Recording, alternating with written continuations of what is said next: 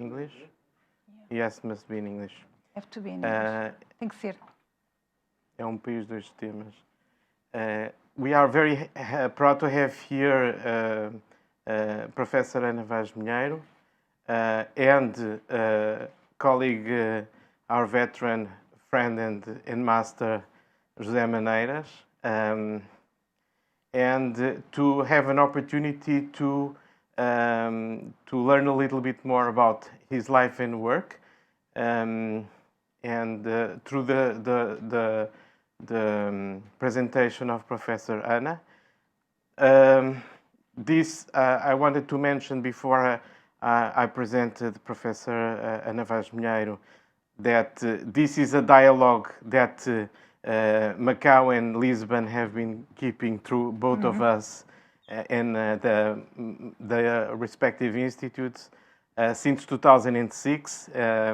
We've been talking about Manuel Vicente and José Maneiras, and José Maneiras in particular, because it's a work that needs much more exposure, and it's a very important body of work in Macau, even though sometimes not everyone agrees with me. And so we did publish a paper on a short paper in 2006 in our local magazine, and then 2016 we had an exhibition featuring some of the works. So for me, this is kind of a progress, a slow progress, one more step in this dialogue and this study of the work.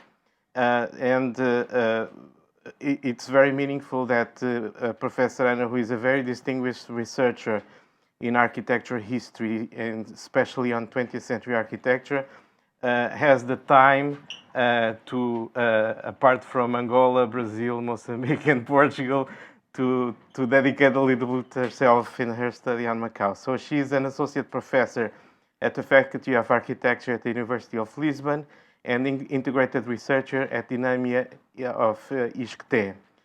Former IIAS fellow at the Hebrew University of Jerusalem, she has been responsible for research projects centered on architecture and urbanism, issues in former Portuguese colonial African countries, funded by the Foundation of Science and Technology, FST, in Portugal. She was invited as a researcher at the University of Ghent in 2016 and at the University of São Paulo 2018.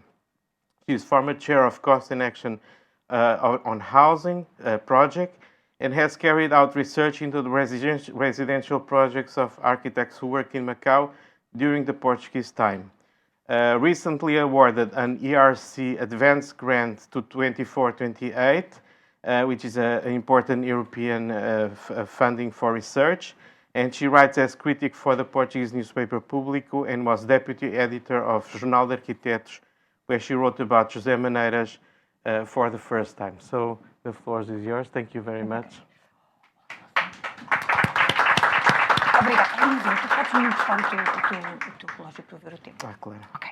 Okay, so thank you very much. I was asking Leon the watch, since I usually talk too much. So I will try to keep on time.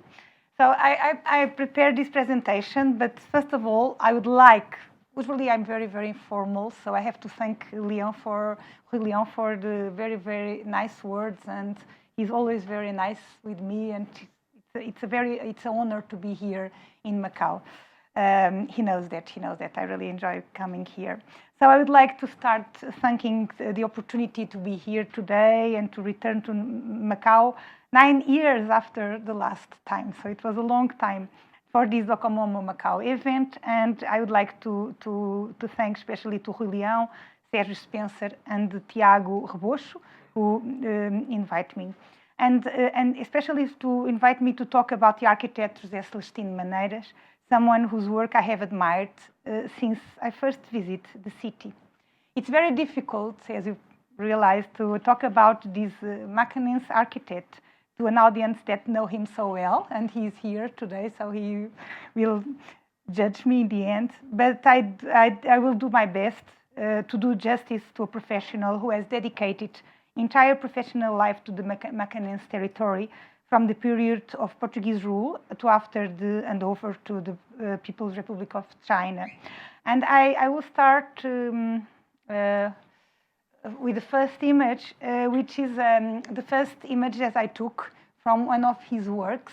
And I want to Rui Leão, I want him to have to meet the architect. In 2006, I came here, and Rui told me that I should visit his work, Celestino Maneira's work, and start to show me the São Francisco residential complex. And at that time, he still no tower, no casino with the Grande Lisboa Tower, so it was possible to have a different look since today. Since I have the opportunity to tour some of these buildings in Macau, José Maneiras essentially symbolizes to me the encounter between the West and the East, the global North, as we say today, and the global South, in an exemplary way that should be further used to build even more bridges between us. So I expect that. The ultimate aim of this brief and always incomplete presentation of José Celestino Maneira's academic and professional career is to critically reflect on how the architectural role and culture can continue to signify and support change in an eye to our common past. So the really first image is this one. It's a photo montage from 1973. Maybe the architects remember it. It was presented in the School of Fine Arts as José Maneira's final course project. I really enjoy this image. It's also in the poster of this conference. It was a project for the elderly and disabled people, and it was of course made during the Portuguese governance of Macau, and it reflects in a way something that I read. I think it was Margarida Saraiva who wrote something about the idea of being in transit. So we have here the Jesuitic church that is in transit in the same way that these brutalists and proposal for the next plot or to the neighborhood plot was also in transit. So the modern architecture and the ancient architecture here in the East meet together, and it has this kind of significance of being something that it's not really, doesn't really belong here, but in the end it started to belong. So I would like to going back in time for the year when José Maneiras was born in Macau. I think it's quite interesting to revisit some of these images of this place that we all know so well, that symbolize for the other side, outside world, what is Macau in the way. This, as I said, this place, this site where the Europe and where the Western meets the Orient in a way, and to reflect also how this Macau at the time was promoted in the Portuguese imaginary, for instance, as a kind of something that was trying to be European and trying to have some habits and some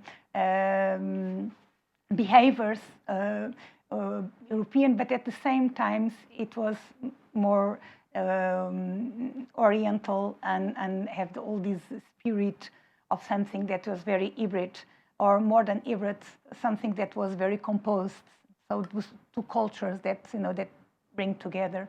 So I really enjoy this image that you can see this couple, this European couple among all the people in the street, and they are very, very aware of this own role in this place. So of course, in terms of what the Portuguese wanted that Macau could represent, yeah, of course they wanted to promote a territory where a kind of a Western civilization was starting to flourish. And of course, even in the Portuguese imaginary, this is a very small book. I think I brought it with me. I can show you that. Of course, it was meant to to promote the Portuguese colonization, not only in the Orient, but mainly in Africa. But this specific number, the cover was related with Goa, and inside there was some articles about Macau. And we can see, of course, an image that we all also know, it's very familiar for us, but you can see how at the time in 39, so when the Second World War started in Europe, how Macau looks like. So you can, with this image, I tried to, in a way, to be more close to the architect's childhood, to try to understand in what context he grew up. Of course, you can also find not only fancy image from the outside. So you see like this aerial image that are always in the distance. But when you go a little more close, we could find these images from the streets, and of course, the people didn't live how the Portuguese administration would like to advertise. So people have a lot of struggles. They have sanitary problems, the shortage of water, potable water. So it was a lot of problems that the city had at the time. And it's also interesting to see the difference between what it was promoted and divulgated at the time and the real issues. And I realized when I was preparing this presentation that maybe this kind of image could have an echo in the architect's mind, trying to serve the public, because I really think that one of the most interesting features of Maneira's career is that the architect always has this intention to be a kind of a public, to do a public service, to be at the service of the public. So I tried to figure it out. And then I also went to my own memories about Macau. So when I was young, there was this exhibition in Fundação Carlos Gulbenkian. It was Macau, 400 years of Orient, and in the foundation, Carlos Gulbenkian, which is a very important foundation in Portugal.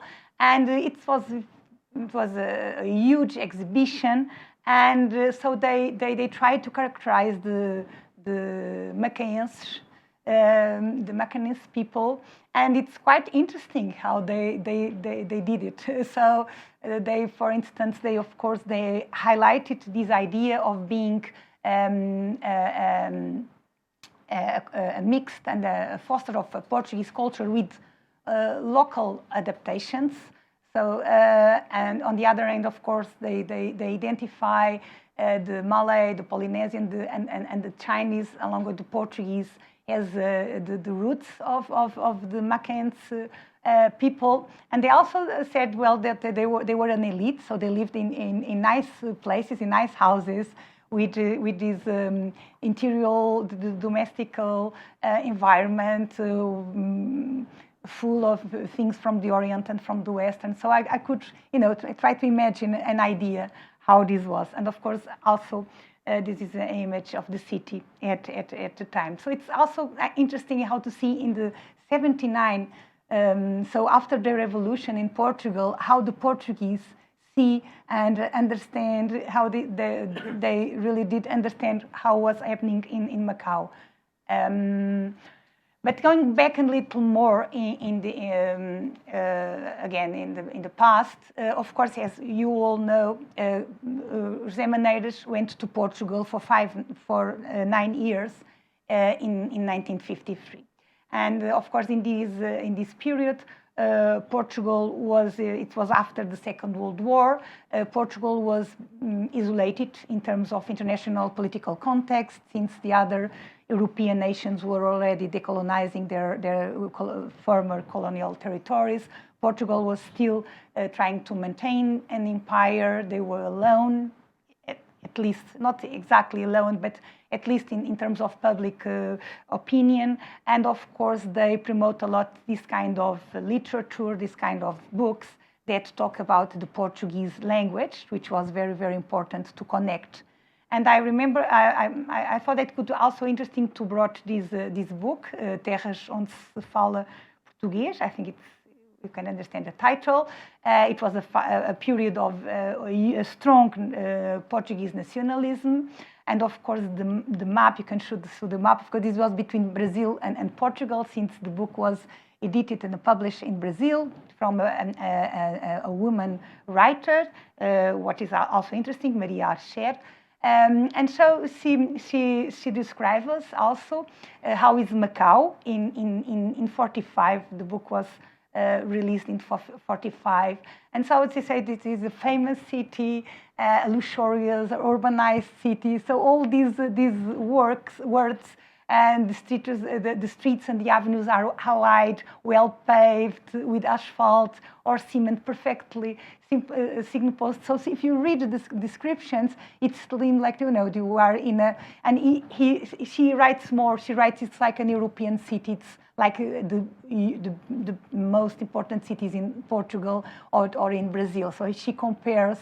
She was, of course, she was traveling along the Portuguese Empire, and so she compares Macau to the main Portuguese city. I found it also quite interesting, and of course she also published some images. So José Maneiras arrived in Portugal in 1953, as I said, and he went, of course, as a young boy to finish his academics, the high school. He went to a male school, which is Pedro Nunes, Liceu Nacional de Pedro Nunes High School, Pedro Nunes High School. It was it's a beautiful building. Even today, the architect was Ventura Terra, so it was a school with a lot of light inside, beautiful, very nice rooms. And you can imagine probably something like that. I don't know if if the architect can recognize the space, but it was something like that. So and it's only for a year to finish the high school, and then he went to Porto. And that is something that I never asked the architect, but we can ask after. Why did he choose Porto and not continue in Lisbon, which was the capital of the empire? Why he didn't choose Lisbon to study. Anyway, this is also an image of Porto at the time with, of course, it has already cars, vehicles. It was a very venture city, since there are a very important community of British people who were related with the commerce of Porto wine and so on. So it was a much more progressive school. So I think maybe because of that, Arquiteto Maneiras chose this city. And I put as a kind of a provocation. I put it that the first manifesto of Portuguese architecture, side by side with this image of Porto, a very, very traditional image. So this image are from the same year. And this is a manifesto from a Portuguese architect from Açores, also someone who came from outside the center of Portugal, so from the outside. And this architect in particular, he was not interested in doing historical or historicisms or historical architecture, national architecture. He was claiming for a more modern expression. So I realized that maybe José Maneiras arrived in Porto with this kind of revolution. The Portuguese architects, young Portuguese architects like João Rebolo, claiming for a different expression, claiming to be free in architecture and not being obliged to follow a kind of a nationalist style. And then I went to the archives in Porto. There are these two photographs, so you can imagine how the architect was as a young student of architecture. I also find the paper that, the document where he applies to school saying, well, I have already finished my high school education. Now I want to be an architect. And this is where everything happened. This is the Beaux-Arts school. So here in this very eclectic school, very traditional school, something was changing. And what was changing was that the Portuguese architects were trying to broke the system, trying to change the system. So they went to the field. They convinced a very conservative government to give them money to go to the field, and the field was going for the first time to visit the rural areas where the people were living and try to understand, because these boys, they were mostly boys, not girls. They were, of course, from a urban elite, and they, as professionals, they did not really knew how the people lived. And they wanted to figure out what about the vernacular architecture? How was the houses, the techniques, the building techniques, the forms,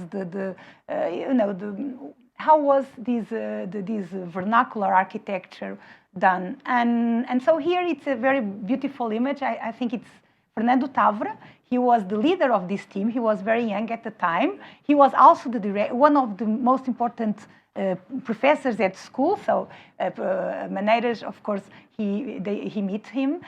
He was changing everything, inviting new people to give classes there. And he is giving the results of this survey of vernacular architecture, where the architects they really thought that he was going to change everything. That's why he is smiling, because he thinks he's going to change the system. And also, our dictator, Salazar, is also smiling.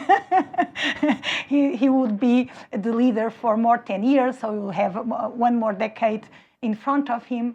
But anyway, this is a huge image. And what did they find, these architects? They found this kind of people. They found women working on the building site. They found people living in the very poorest conditions, but they found a very, very beautiful architecture. So that's what these men, these architects, brought to the Portuguese culture. And I believe, in a way, that architect Maneiras was influenced by them and was inspired by them.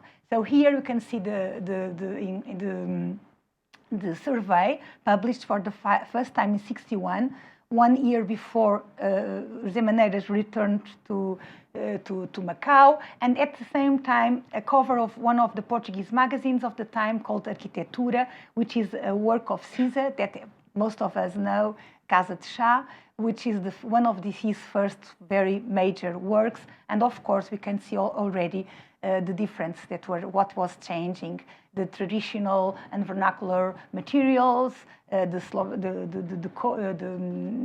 roof, which was of course different. Again, the idea of working with the site, the walls, and so on. So I believed that in a way this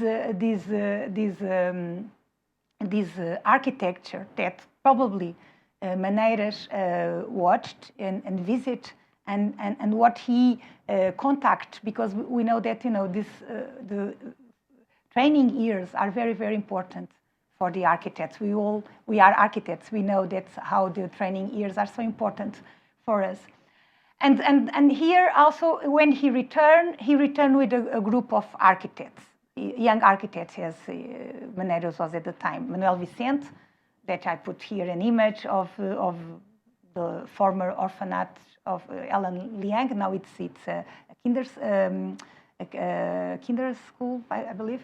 And the market from Fernando Tavra, who was already done his own revolution at the time. So he returned with Manuel Vicente, Natalia Gomes, and other architects, I believe, because everything at the time in Macau, everything was changing, and also the government was trying to invest in public works. So these architects that lived in Lisbon and in Oporto, they saw an opportunity. Of course, for Maneiras was returning to his home, but for the others was an opportunity to build in a very different situation, and probably they believed maybe in a more free way.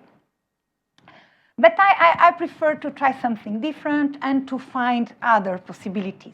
And so I choose an architect from, a collective of architects from Lisbon to try to make a joke here, or try to provoke the architect here. So I choose this house in Alentejo, designed by Nuno Portas, who was a for us very, very important urban planner and an architect, and Nuno Tonio Pereira, also very, very interesting architect for us related with housing programs. He was also the first man to be released from prison after the revolution. So he has a very important symbolic rule for us all too. So I choose this house in Alentejo to make a kind of a provocation, because maybe, you know, the way the house, it's not cubic anymore, the way it has this kind of very slow moves, angles, the way it uses the geometry in a very free way, could explain something, and could in a way, you know, introduce a new perspective, or well, a new reading. That's we all want to do. When you are scholars, you want to introduce new readings, you want to see things from a different angle. And so maybe, you know, to provoke, and even in the details, all the details, because one of the most intricate and very, very challenging thing or feature in Maneira's work is the details. It's an architecture full of details, which I think it's very, very important to understand better the sophistication of the work. Of course, these men, these architects who come with Maneiras to Macau, they soon leave. There was a huge crisis in '66, but we will talk a little later, a little further about it. And of course, it was also other architects from Portugal working here, like Chorão Ramalho, and we know that Arquiteto Maneiras also worked here as a young architect, and after as a designer too. So we can follow, and we can back, of course, again to Portugal, when he finally decided in '73, as I said, to submit the final exam. So without this final exam, the architects in the Portuguese territory and also in the Portuguese colonies were not able to sign their own project. So it was mandatory to do the exam, and so he did it. He went there and he presented and now I'm completely out of my structure here, my paper. But anyway, for the ones who, and so he promotes this house, home for the elderly and invalids. We already know that it was in the plot near the ruins. So a young architect, you know, just, you know, so challenging everything, trying to implement a building next to the most important, or one of the most important monuments is in the city. So it's like we architects are, yeah? We are brave people. so he shows these images, is quite interesting, and then he explains to the teachers, the Portuguese teachers, who was in Porto, far away, very far away from Macau. He tried to explain what is the reality here. So he explains the topography, the difficulty of working in this topography. He also explains some elements of the program. So he wanted to do something open to the city, but at the same time, because it's for elderly people, you have to be a little more introspective. So he explains that how he could try to, through design, doing that, and in the end of the explanation, Maneiras also explained that it's for the two communities that should live together, the Chinese and the Portuguese, and he realizes that they are very, very different in terms of culture, in terms of behaviors, in terms of the way they presented themselves in the public space, but also in the intimate, more scale. And so he says that that he really wants to create a community that could embrace Chinese and Portuguese. I found this really, really touching, trying to explain. So this is the plan of the project and some some models, and I have already shown that the main facade. So finally in 74, architect José Maneiras was an architect. In terms of formal, he could already sign the project, he could be independent. Of course, he had already in 67 create his own office. But anyway, in terms of official procedures, he was an architect, and there is the diploma. Okay, so I didn't explain in the beginning, maybe I should, but I divided in 3 parts this presentation. And so we just ended the first one where I tried to explain the training process, the academic process, since I think it's important, and also to do some provocation, to give us something to think about and to debate about how, what happened in Portugal at the time could or not influence, since Portugal was, it was the window that Arquiteto Maneiras chose for him. Also, it was a period when Portuguese government was trying to open a little.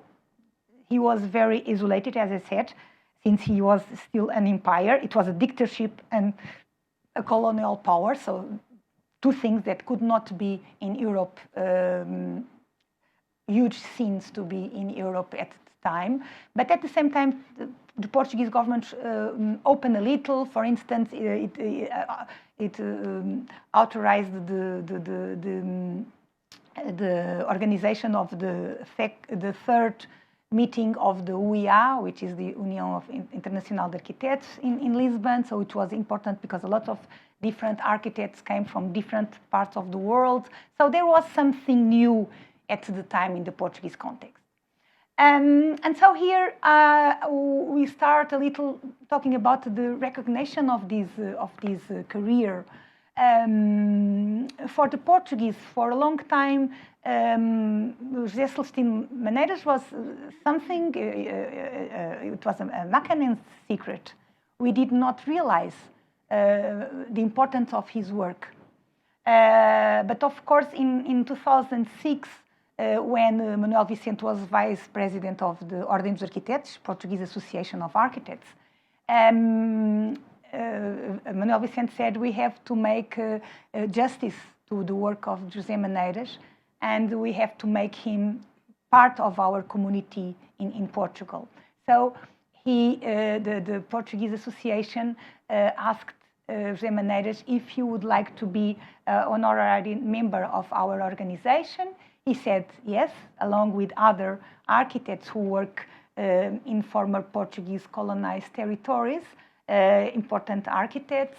And so for the first time in the public realm, the Portuguese realized, and the Portuguese architects and the community of architects in Portugal realized the importance of his work. It was a very short presentation, of course. It was the beginning of something. Since it was someone that we really didn't have any contact before. And so here we see in the image Helena Roseta. At the time she was the chair of the Portuguese Association, and she said it was very interesting to be in the same man, an architect and a politician in a way, like her, because she's an architect and a politician herself. So he was in a way very happy to see, and how someone like Maneiras could be a huge, very important and very have a huge body of work at the same time that he could work as a politician for the community. So this was very interesting for Helena Roseta, and she highlighted that in that session. And so this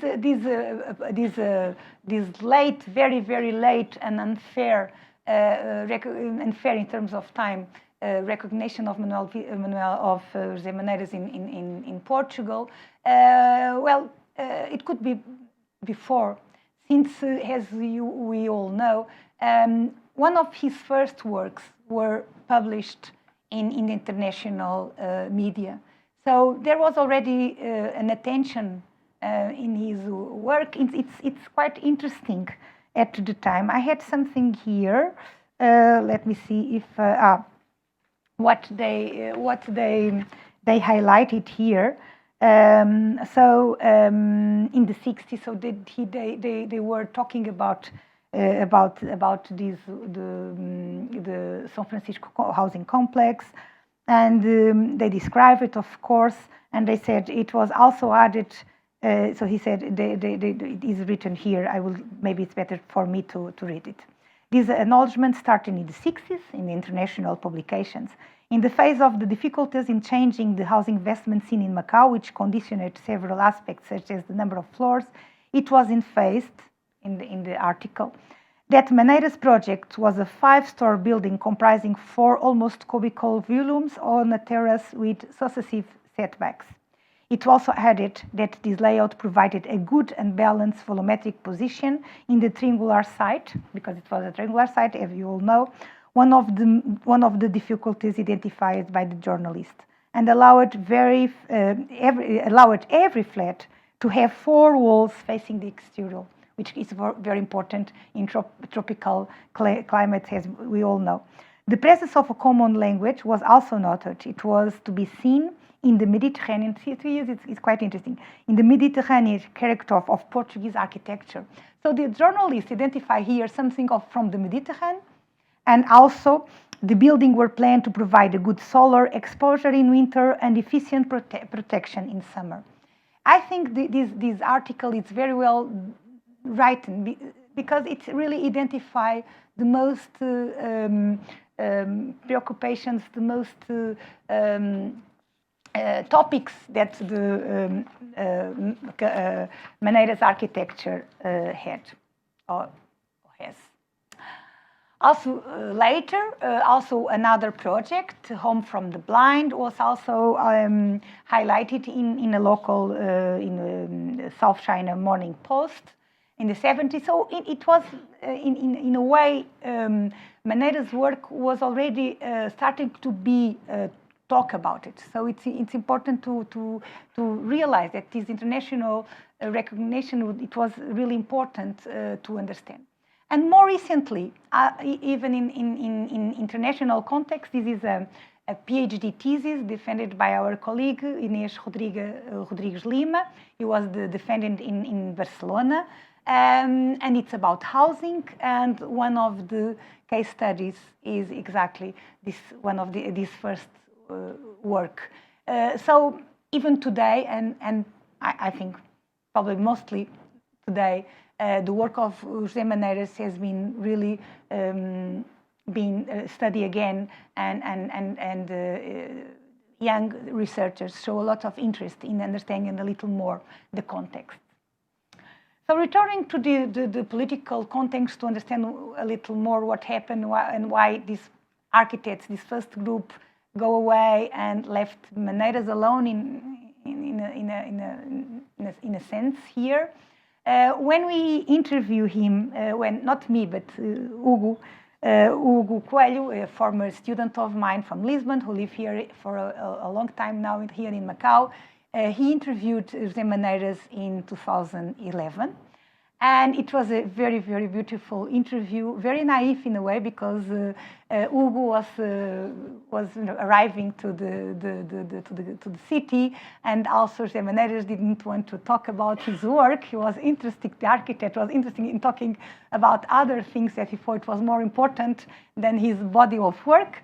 But anyway, he explained a lot of things, and one of these was this political event of this Mutin 123 or 12-3 incident. He was, of course, informed by the Chinese Revolution, what was happening in China and in mainland, and of course this was something. And also, I will read what the architect said in that moment.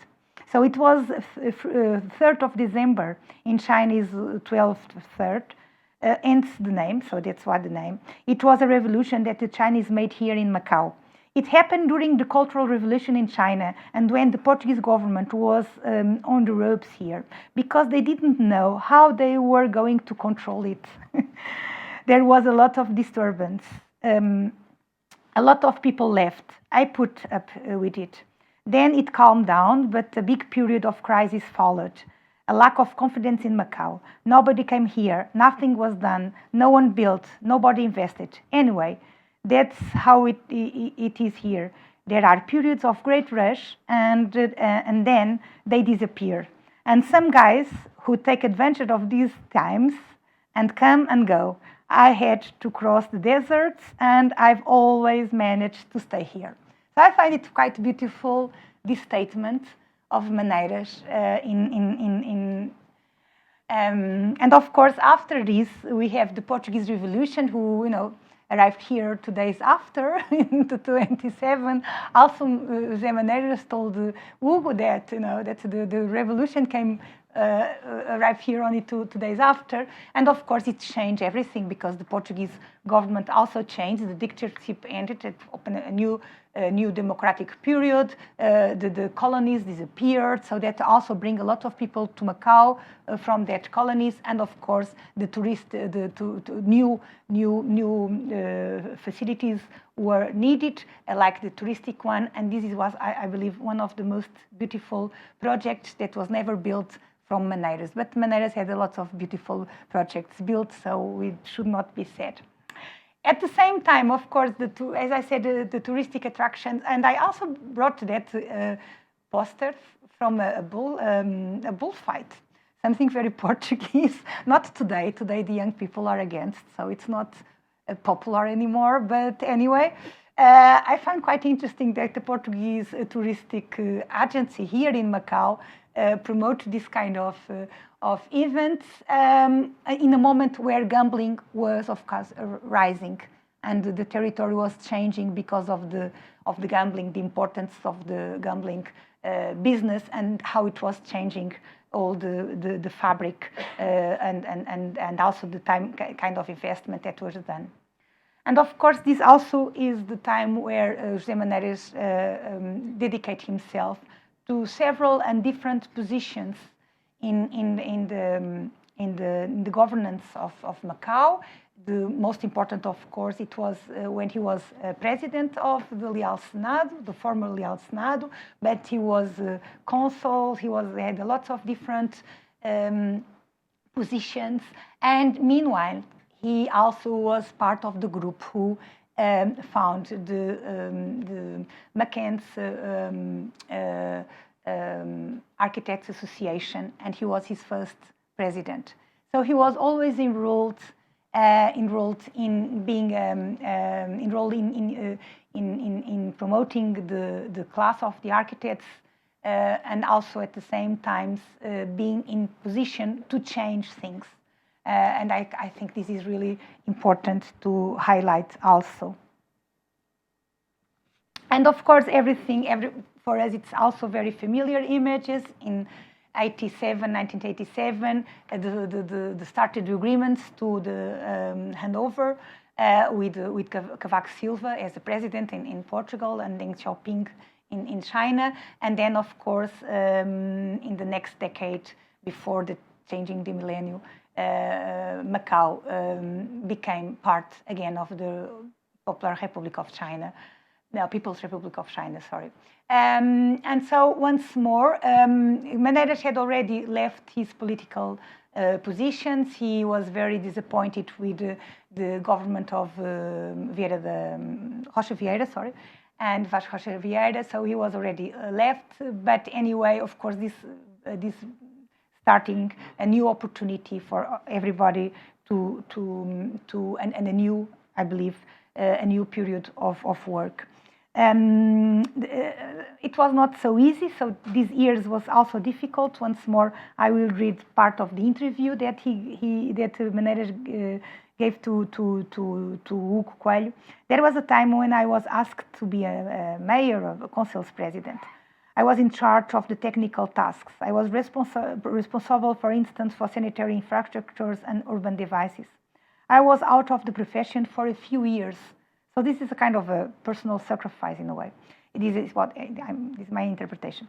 It was great. I meet a lot of people. So always seeing everything for the best part of life, always.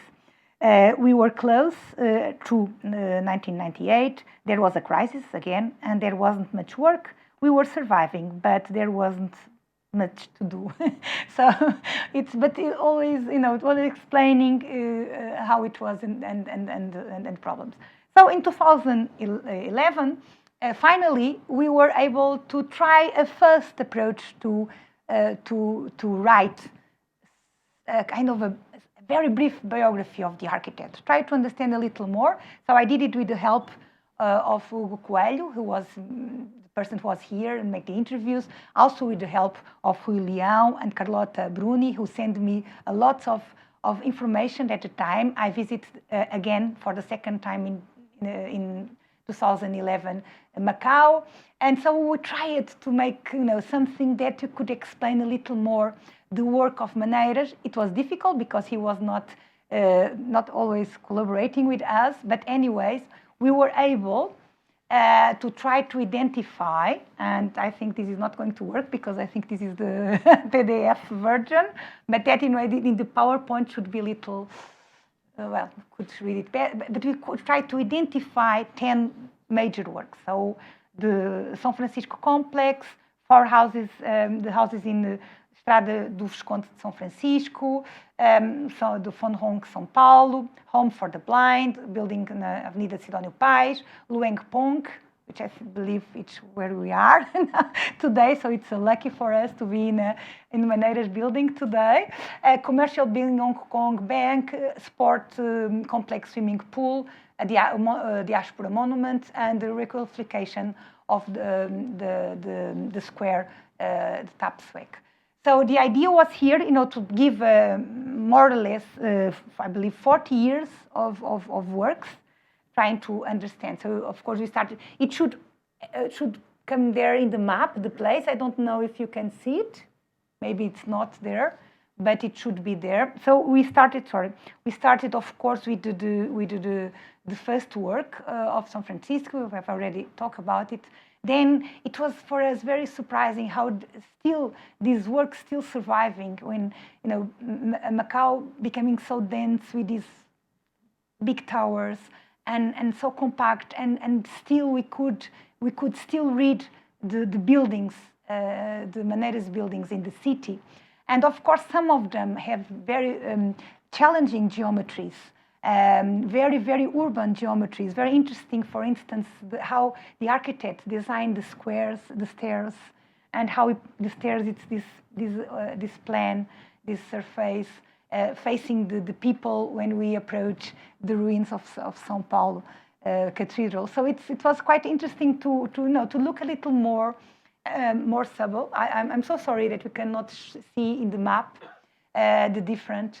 And of course, this is a very, very subtle project, very interesting project. At the time, it was highlighted that when this facility was done or designed, that there was 800 blind people in Macau, and they will all come from China. So of course, this was a very small facility.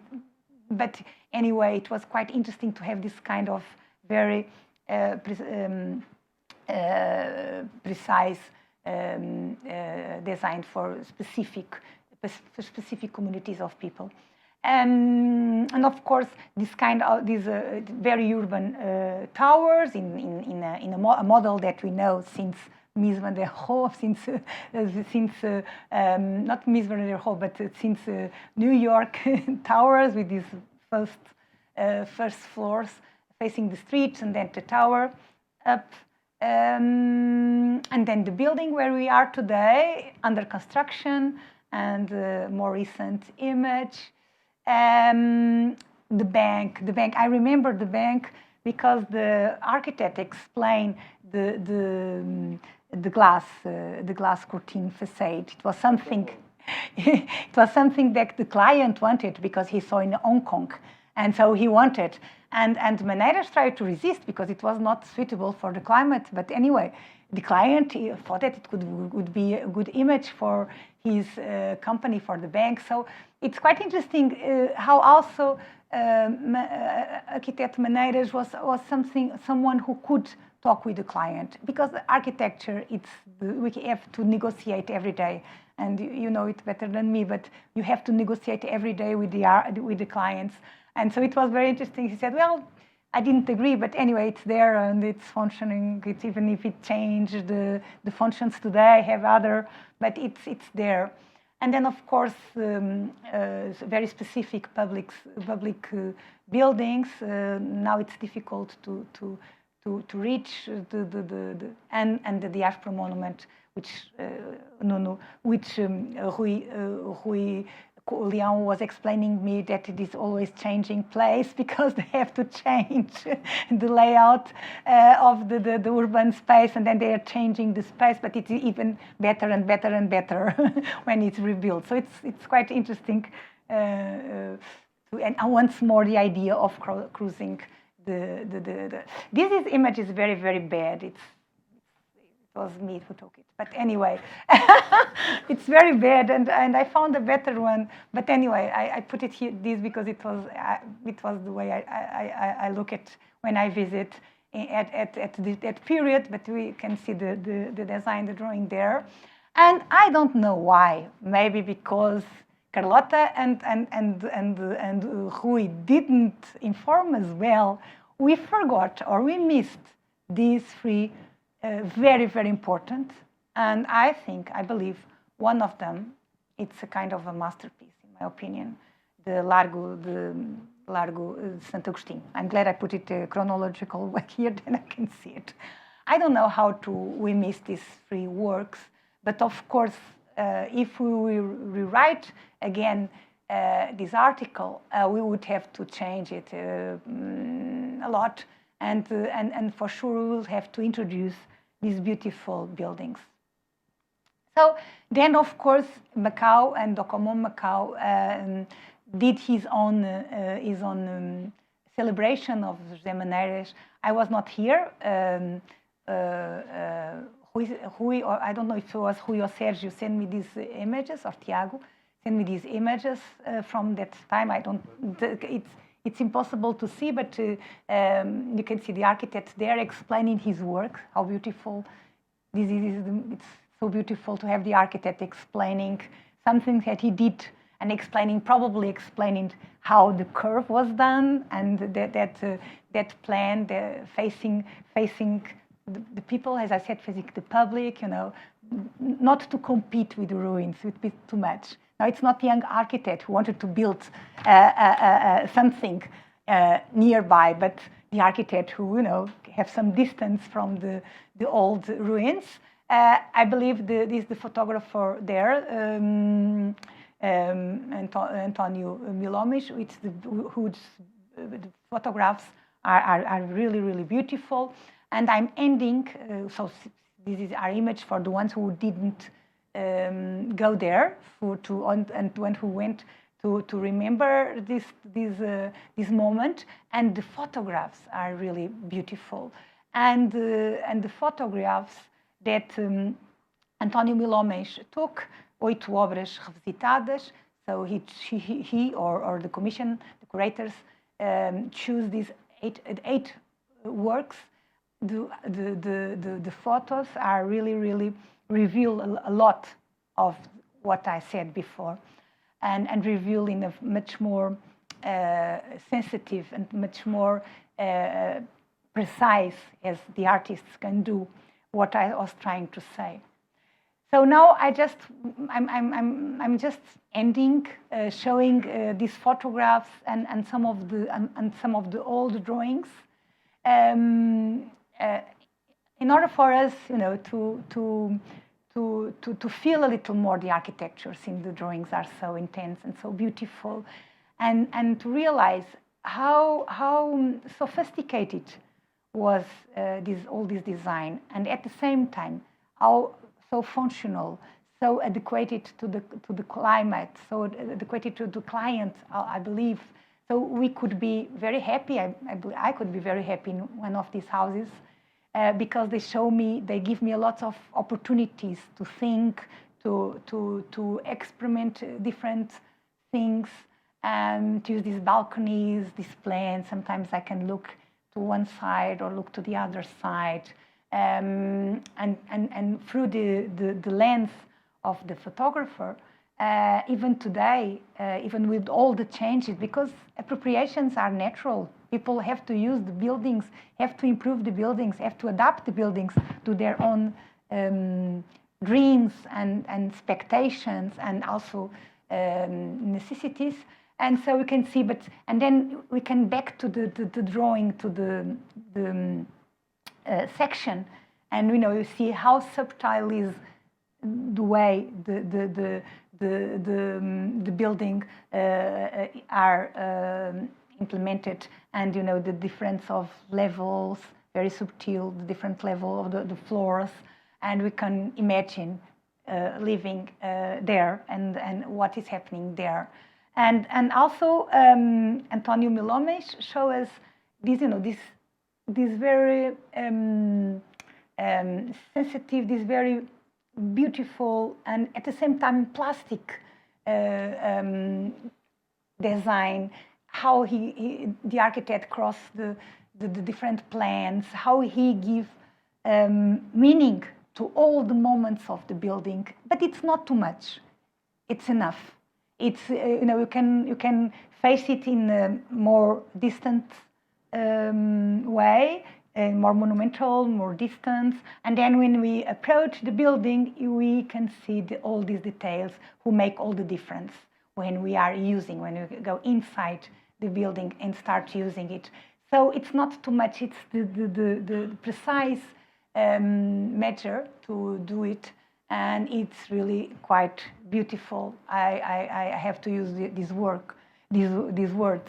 I know that architects from José Maneira generation don't enjoy the word beautiful because they think it's too much, and it's too much related with the formal expectations and formal decisions.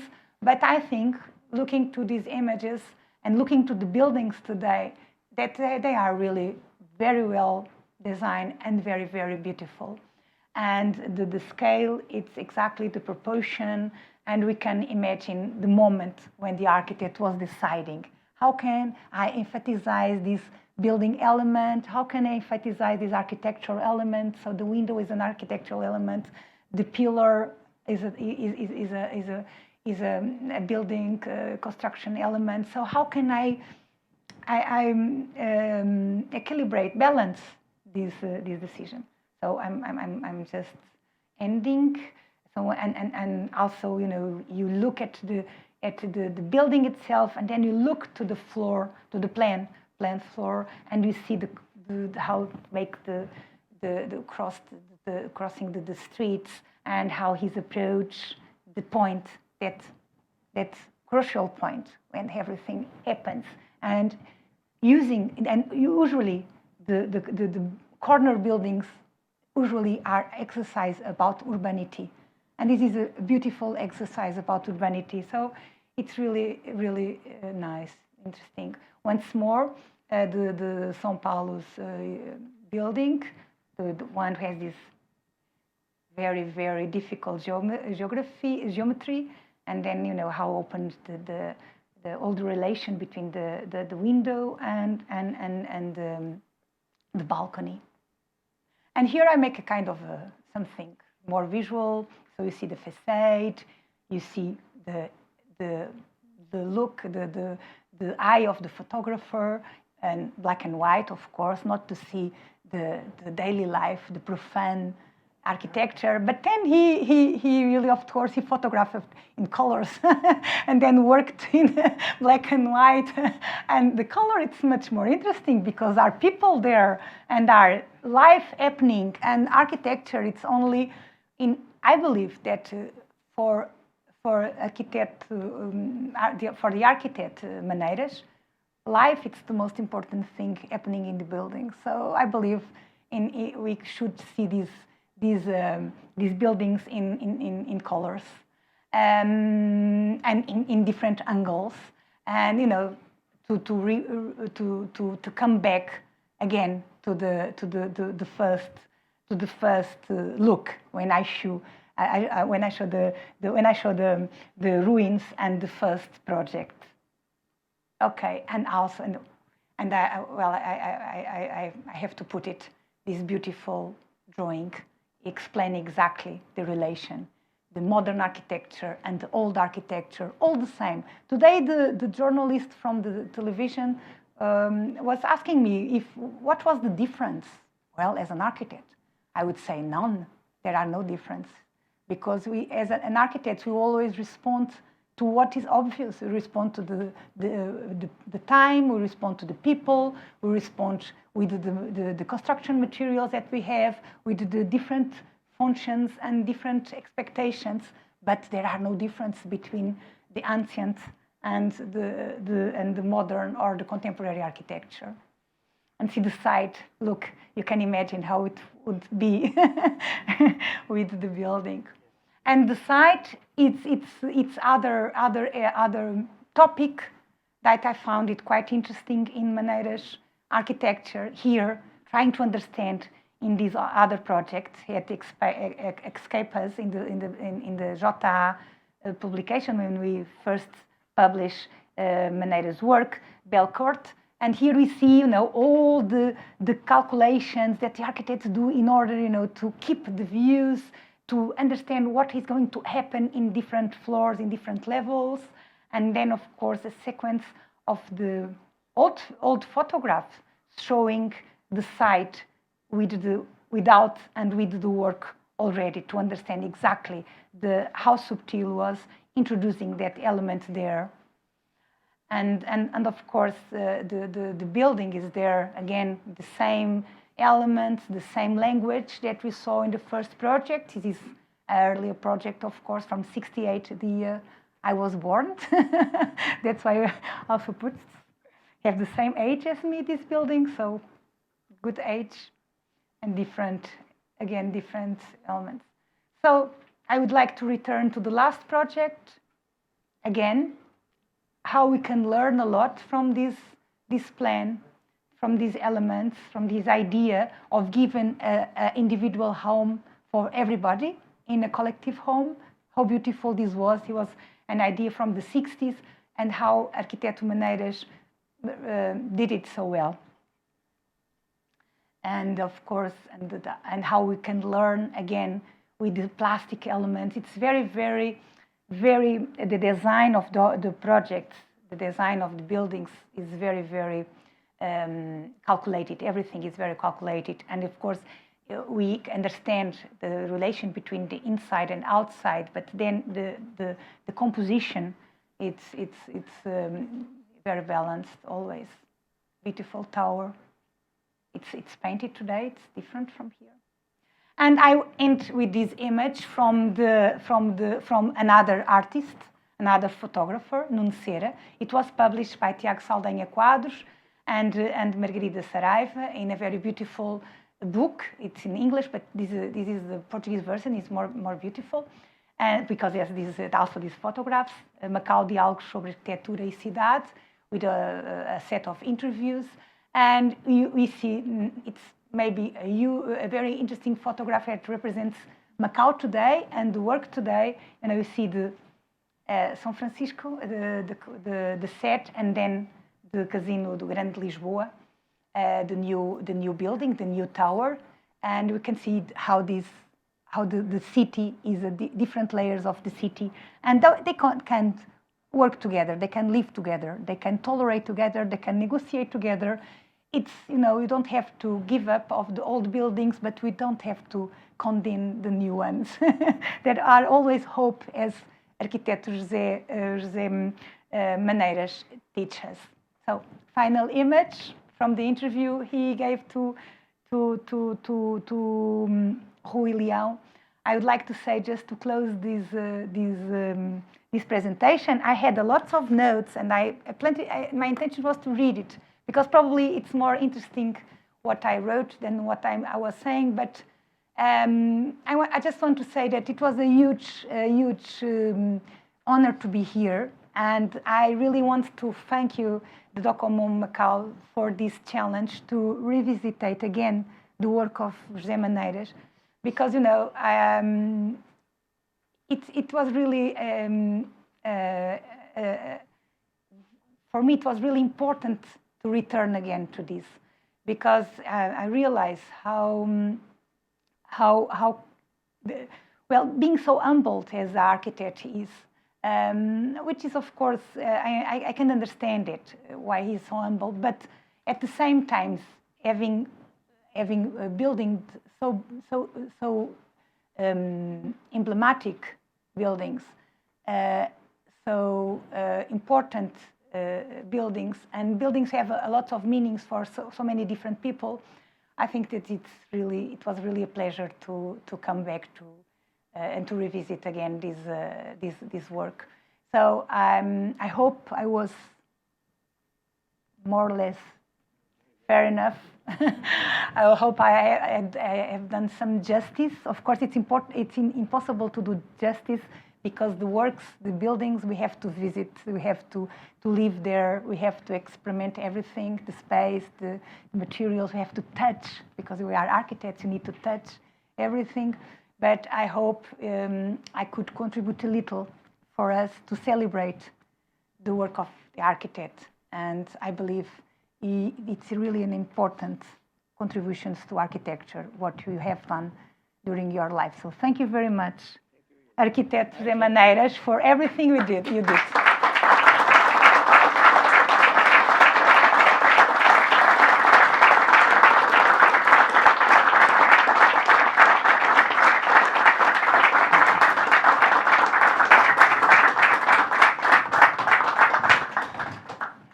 Thank you very much, Ana, for this looking again at the city and at José Maneiras' work.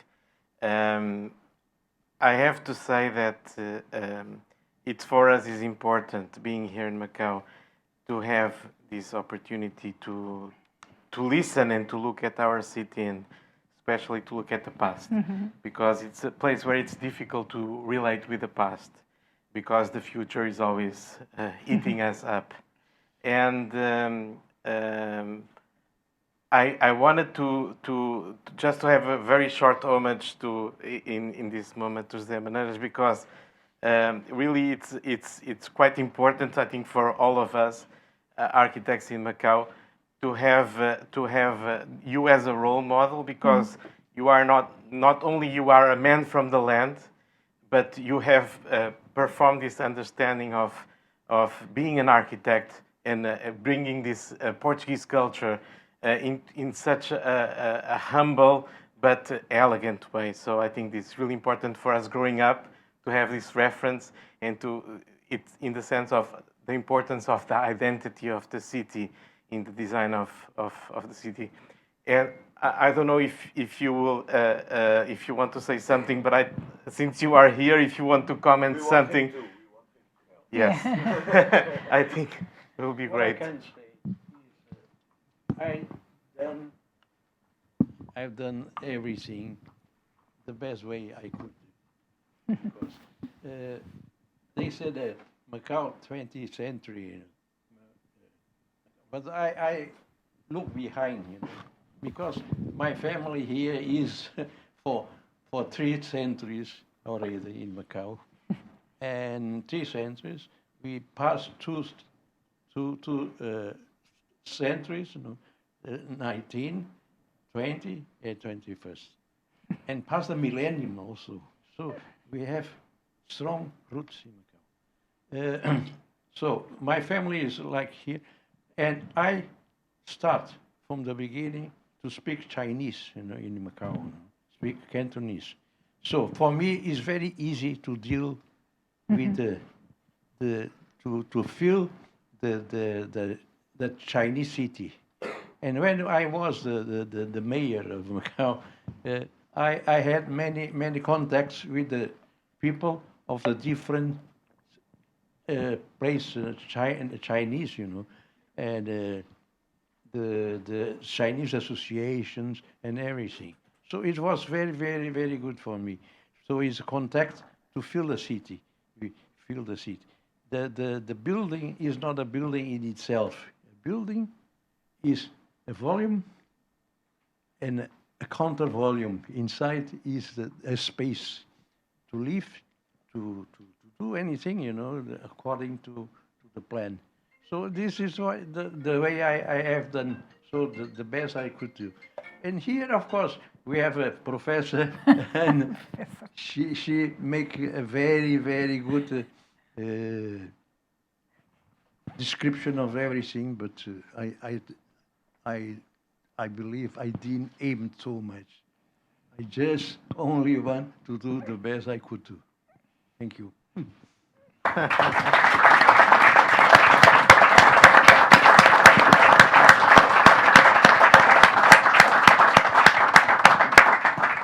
Thank you, José Maneiros. We keep on organizing lectures and exhibitions until we convince you that you are a great architect. Okay? Yes, that's true.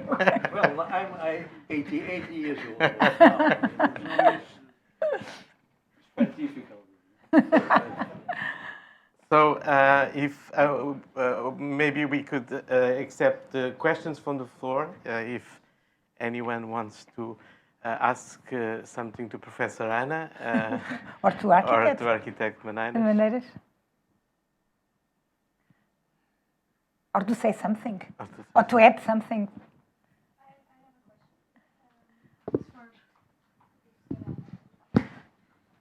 Não falas mesmo.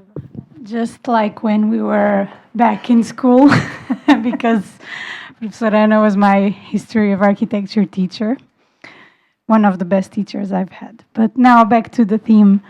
I wanted to ask Professor Ana, since she has been in Macau a few years ago and now she returned, with the knowledge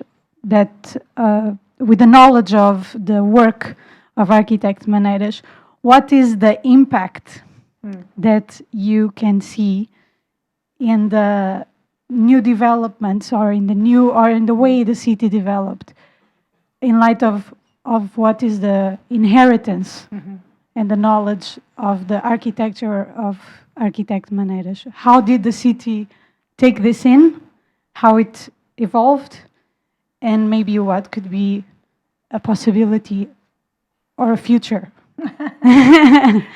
Thank you. Okay, so thank you very much, Rita. Rita was a former student of mine. There are a few students of mine here, so I'm very grateful to my students because they are so nice and they became so good, so great professionals either. So I'm very proud of them. But anyway, Rita, well, I don't have the answer for that, I'm afraid. But there was something that Rui said that it's quite interesting for us who are traveling, who are just visiting the city. For us, everything is quite amazing, see the old, like Nuno Serra represented, how he photographed. It's so different from Antonio Milomens, since Antonio Milomens lived here for a long period of time, so he became a Macanense himself in a way, and Nuno Serra was someone coming here for a short visit, photographing and then go away. And of course he was this appealing of the new and the old together, living not in harmony but in conflict. For him, of course, that it was very strong. And I believe in the visitors of the city, that it's the image that they keep, this confrontation between what it still remains from the old city, from the past, and what is changing. And Rui said very well, this future that it's going to makes this English too slow as everybody. But it's like it is, and even when the buildings disappeared, something will be there.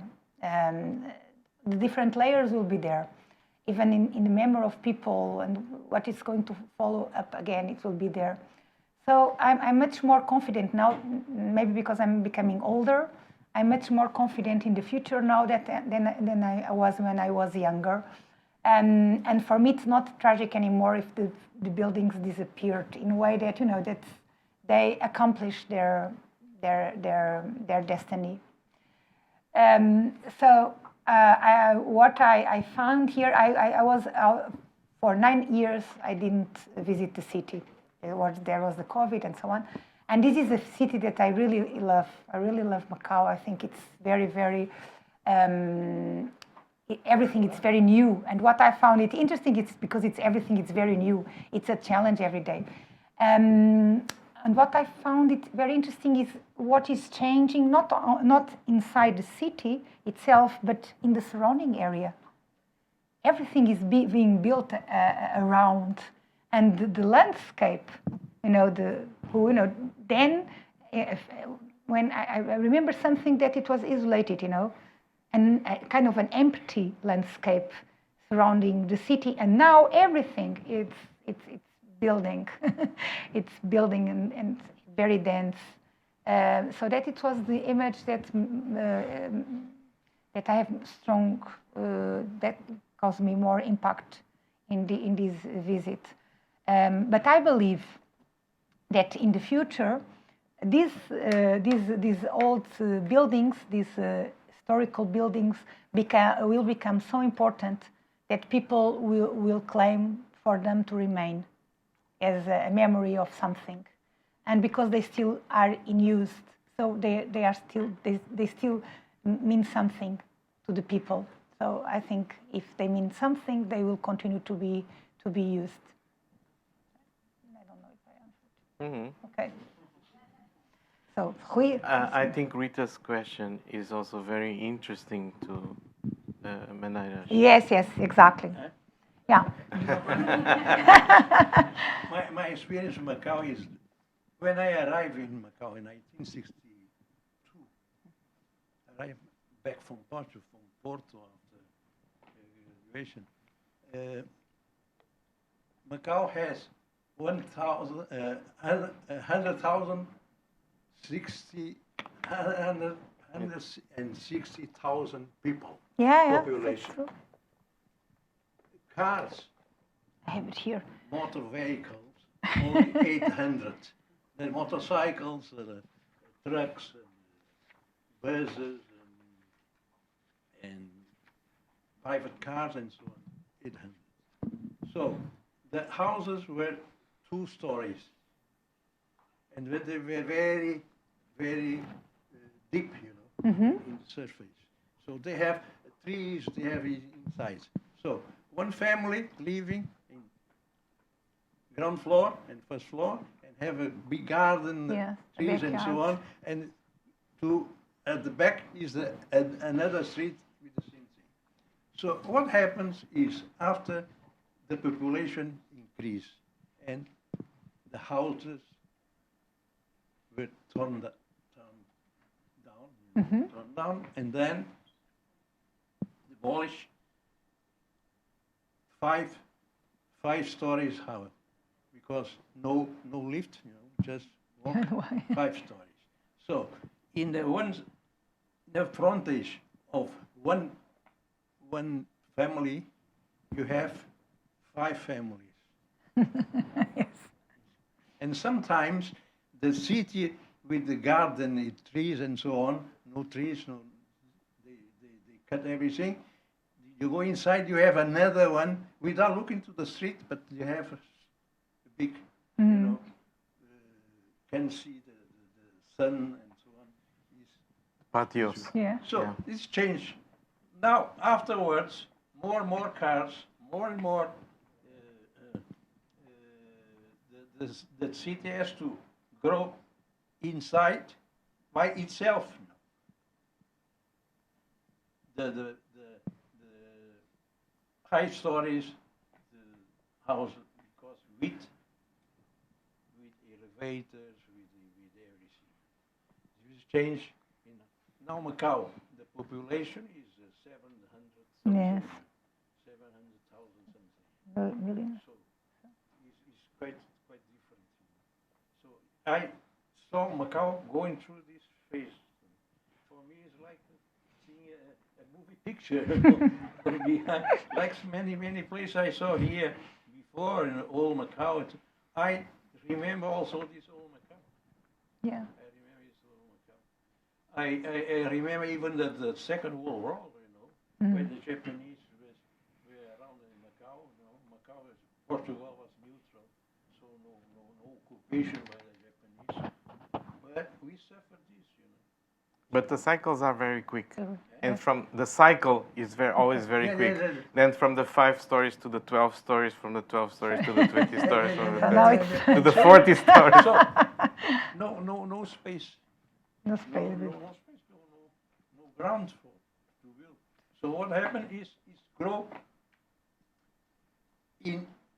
inside itself. Yes, Yes, that is beautiful image. inside the shoes. Yeah, exactly, shoes, yes. Because of the population increase, because many people coming from China also, inside China, they left Yeah. many.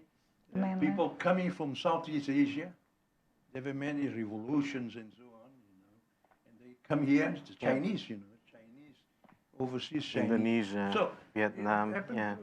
So Macau is like this, grow within itself on the same ground. That's the I brought some books from the archives in Lisbon because I was trying to understand how it was Macau in the 60s. So the Portuguese dictatorship, they during the dictatorship, they published this kind of books, giving information about Macau. There are about all the former colonies. And then it's quite interesting to read the descriptions about the economic activities, the fishermen, the harbor. It's quite interesting because, of course, nowadays it's completely different. It changed, but it's a little like what happened in Portugal, for instance, when we read the survey, the vernacular architecture, and you go to that places. And you only find archaeological sites. You have to look for the stones in order to reconstruct that places in your mind. And they are so strong because they exist in that images. So when we look to these images of Macau, these ancient historical and it's interesting because and then you look to the city, you can find some familiarities. You can find you can still find something there, and I think that it's the most important part. But you can find still the spirit of the city. The spirit of the city. Do we have any more questions?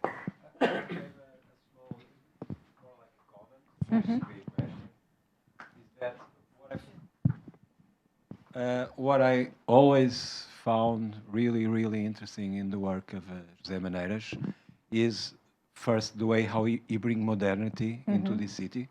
In a moment, as we see from the presentation, all this was new. So it was kind of a bold intervention. His body of work is a showcase of these new ideas, new ways of building. And then another subject that I would like to highlight is that the beauty of I see in these buildings is always much related how sculpture is the buildings, but always showing and enhancing another element of modernity that is the structure. The structure. Exactly. And the structure is always very plastic.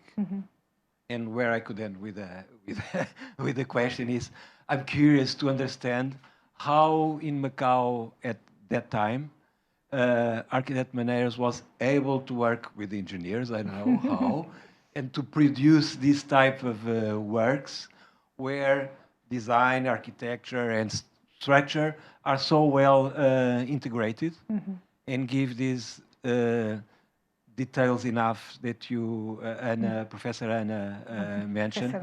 And I think the details they are not decorative. No. They are part of the building, of the structure. And this is something that I always found unique in the body of work of José Maneiras, that goes through all his work, from early works until the most recent ones. So is not a question. I was just curious of how it's possible in Macau to work, because we know it's always difficult to work with engineers in Macau. I think this is the group. Most of the people are architects here. So I think Arquiteto Maneira should answer, but I think it was a different time. I think it's very fair to say that Arquiteto Maneiras introduced a modernity that it didn't exist at the time, and I hope the presentation has showed that. And what I think it's quite important to remain is that the Arquiteto Maneiras was able to interpret, to read very well the moment. So he really understood what was going on. The Portuguese culture at the time, in terms of architecture culture, was changing. And for the first time, the Portuguese were at the same level of the international circles. This was something that Arquiteto Távora was able to do. So in the 50s, when Arquiteto Maneiras arrived to Portugal, Arquiteto Távora was making a kind of a revolution. It's not that other architects were not introducing vernacular elements in their own work. They were doing that, but without understanding exactly what they were doing. And Távora was able to explain the process. And explaining the process, it was not something that they just was copying from the magazines, from other architectures, but was something that they could really understand and reproduce. And I think Arquiteto Maneiras has the opportunity to be trained, to be at school in a moment. It was a unique moment when the Portuguese architecture was really changing, and there was, a lot of architects claiming for being modern and for being a Corbusian or for being anti-Corbusian, for being everything. And of course, we talk a lot about brutalist architecture, which is exactly what we described. It is highlighting the structure, highlighting the materials through elements who are almost are in the frontier of being statical or being functional. So this is a very very teeny frontier. And I believe the Arquiteto Maneiras was a very good interpreting this and bringing this to the territory. At the time also, I think building construction should be really different. Of course, there was already Chinese constructors here, Chinese materials probably, but also we had this work of Chorão Ramalho, these 3 works, I believe, that were very well done, very well constructed. Arquiteto Maneiras was involved in the building site, so he was able to just to observe everything, and then to transform it in his own work. What I found also interesting, it is in a way it's a very personal work, because maybe Arquiteto Maneiras was it's very different from Manuel Vicente work, for instance. It's different from Chorão Ramalho work. It's different from other architects who work in the same period, and also that we also admired a lot. But it's different maybe because he was in a privileged condition, since his family was from here. He could understand the language. He could talk with people. So I think that make a difference to transform this Western culture in something that was not exactly Western anymore, but not Oriental. So kind of a border, which was in the 60s something that the architects really aimed to do. They really expected to do, was to understand local and international at the same time. And I think Arquiteto Maneiras was in a very precise position to do it. And that's why the buildings are so challenging in a way, and it's so inspiring for us today. Anna, thank you so much for that footnote.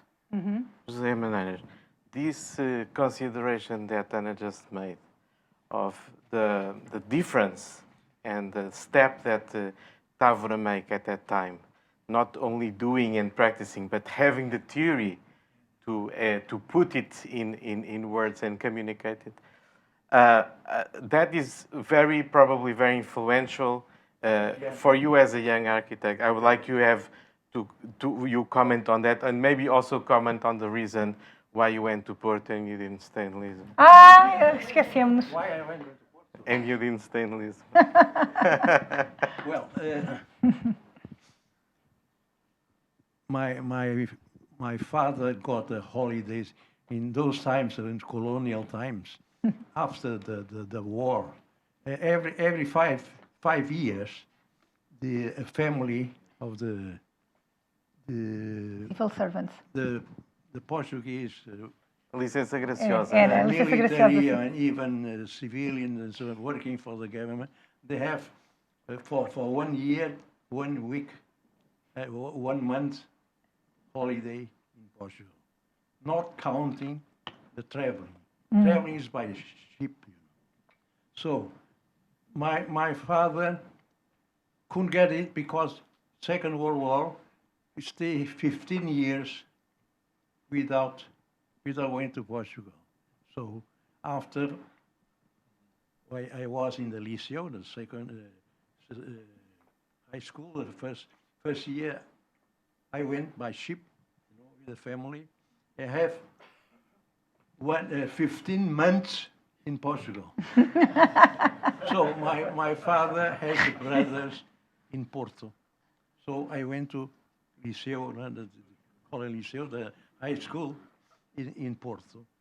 And then knew many friends, Then after, when I finished Liceo here, I went to Portugal, I go to Porto, because I knew the school, the school of architecture, or even the other arts, sculpture and Painting. painter and so on. So our school was very advanced. It's very good, good installation, good houses and so on. You have in a big garden. So I say this, I come here to learn architecture, And then I got the Tavra, get all this, they influenced me. So I didn't go to Lisbon,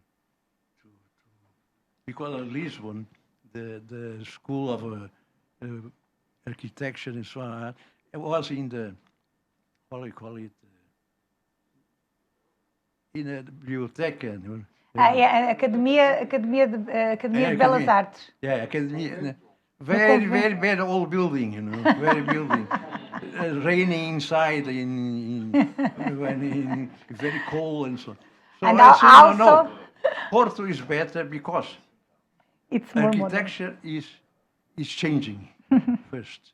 Second, I knew Porto, the city. The city. city is something like Macau, You can walk Through the city. in the city, walk in the center of the city, I go walk to the school, to architecture, go home, everything, can walk.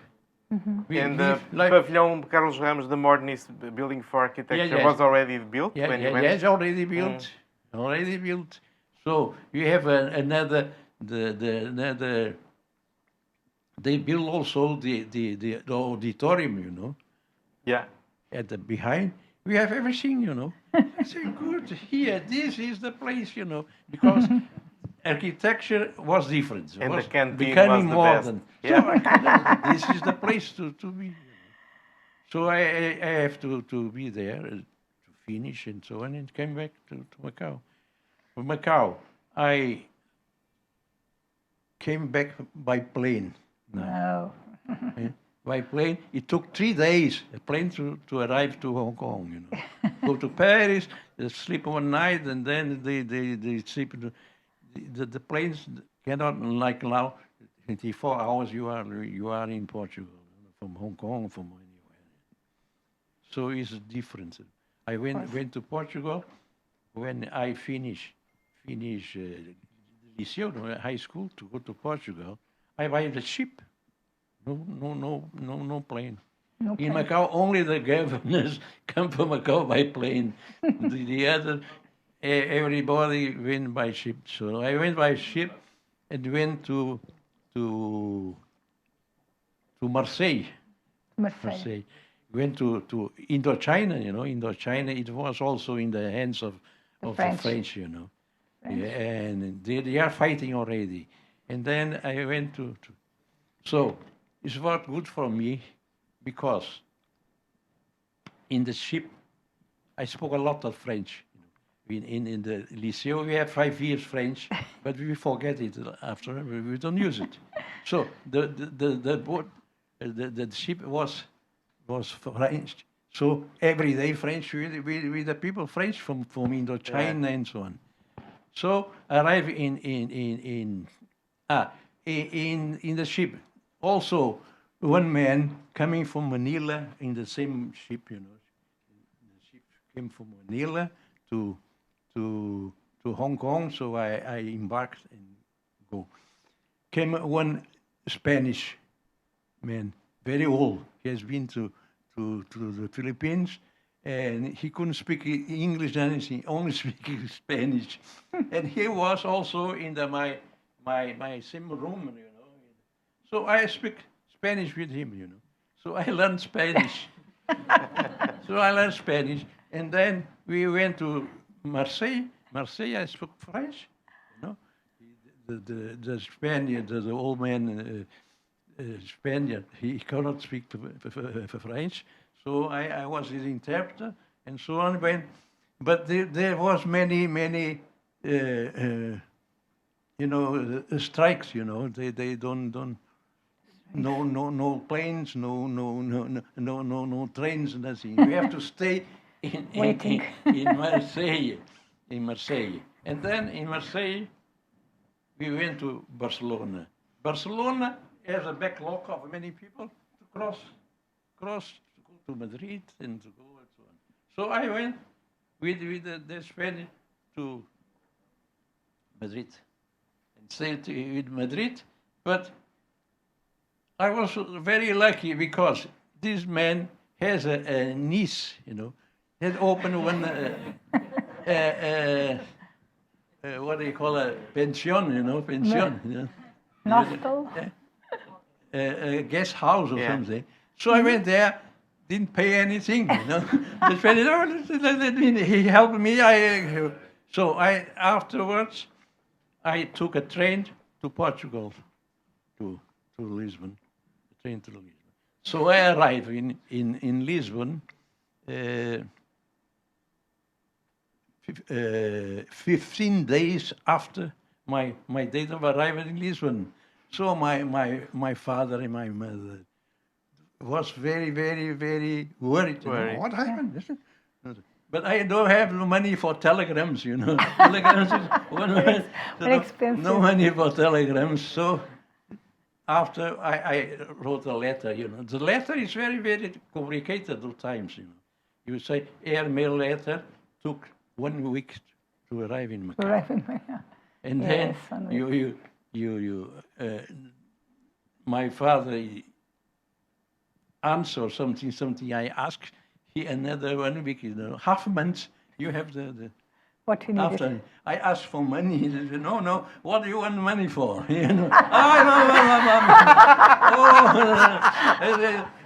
After 2 weeks, what do you want money? That's too much. I don't have. 6 months I don't after, have that maybe the money was there. I don't have that money because I have a scholarship from Macau. Yes, exactly. It was in the files. Yeah. It was in the files. I the have a scholarship. Otherwise, I cannot go to Portugal because my father cannot get it. His salary is not very good. He have another son, after my younger son. He later went to Portugal also. So my father said, "Look, if you want money, you have you work in Portugal all night time and do anything." Part-time. So I used to work with architects. From second year architecture, I went to go, and do it nighttime, how to Drafting. To draft, and those times is not computer, nothing, just, how do you call it? Tirelinhas, Tirelinhas, I sim. don't know how to name it, with ink and everything. Yes, exactly. And you have to do anything. And the architects, okay, you 6 months without pay, You go ahead in that. Afterwards, okay. So, 25 tostões, you know what? 25 tostões. Two schools and half, for 1 hour. So we see 7:30 and so on and so on. Then also there's another problem for us in those times. We have to go to the army. The army. We have to military service. So when we are studying in architecture, have every year to send the results, what happened, if we pass or not pass, and so on. So they count you if you cannot after three times you don't pass a certain subject. Sometimes the without the subject they were very important because the subject is the principal subject on the next year, in architecture. So without this, you just for one subject. So it's very very complicated. And afterwards we go to army. We have to go to the army. Military service is very very. So I have to go, and then they have to take a course, reserve officer course.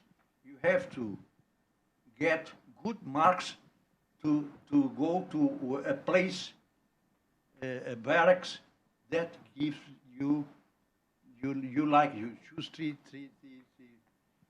places, So in Porto, we have in Serra do Pilar, Serra do Pilar across the. Yeah, in Gaia. So, and then if you cannot go to Serra Pilar, you have to go to Penafiel, and then Chaves. afterwards to somewhere deeper Chaves. in. I think it was So Chaves. for very, very, very bad. So I tried my best in the army, to get good marks to get to Serra do Pilar. So I went to the Serra do Pilar. I stay there, and then after then Angola have the war in Angola started. I finished. It was 18 months those times, You have 6 months training and 1 year in the barracks, giving instruction to the recruits. So after we left, finished, and Angola, they say, call us again. So I finished all the subjects, came back to Macau. I asked to come back to Macau and say, no, you cannot go in. No, I'm from Macau. I have a scholarship from Macau government, and so on. They send me to here, so I have to go there. Okay, you come to Macau. So I came to Macau, and then I have to bring my everything, my files from the army, go here to San report. Francisco barracks, to give the, and I belong to the reserve of Macau. So it's. So and it was afterwards, I lucky. couldn't get out of Macau. So that Yes. was like If I go out of Macau, you go to Portugal, they catch me, send me me, to, yeah. Yeah, to Africa. So I stay in Macau. Because it was a quietly, colonial war. That was quietly. the war. quietly. I when I finished, I went to the American embassy. I wanted to go to United States to get some further education in architecture. They say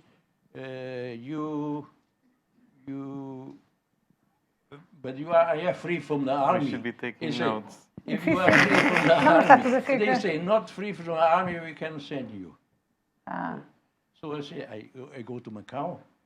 So it's better I go to Hong Kong to the American consulate and try to get it to go. And they said, no, you are from Portugal. We cannot do this. You have to do in Portugal. So I have to stay in Macau. Because of the colonial war, in a way, because otherwise... não, sim, mas está tudo Sim, sim. Muito bem. Thank you very much, Damaris and Anna, for this wonderful dialogue. One last intervention, Nuno. Yes. So don't worry, I'm an architect, but I will just say 3 words. So first word is thank you, Docomomo, for raising this issue. Second word is for Anna, for showing us the research. So we are in Macau, we know the work, but every time that you're coming here, sharing your research, we know a bit more, and there is lots of material that we didn't know before. So for us to understand the architecture of Macau, without understanding the school, without understanding the cultural context in Portugal, is really not possible. So we are here, we know the work, but we don't have that cultural distance and we don't have that key to really understand what was on that route. So I think that this is quite important for us to have a perspective and for us to have a much better view of what is the work of Maneiras in the Portuguese context and also in Macau. And the third word, and I'm trying to speed up, is for Maneiras, because it's basically the hero for all of us architects coming to Macau.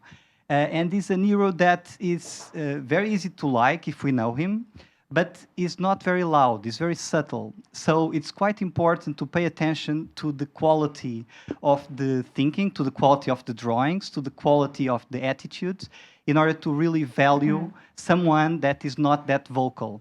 So it's quite important that we do this like we're doing today, because his work is not spectacular, but it's a great work. His work is not very loud, but it's a work that is very sophisticated.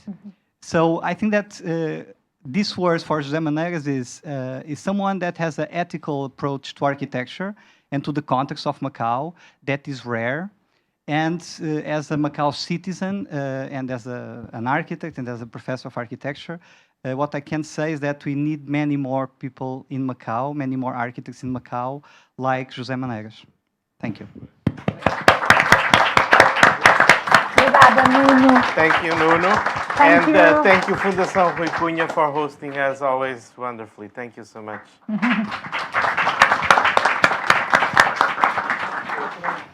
Muito bem. Essa história do... Eu pensava que tinha escapado mesmo... O arquiteto de Maneiras, eu pensava que tinha escapado mesmo à tropa, mas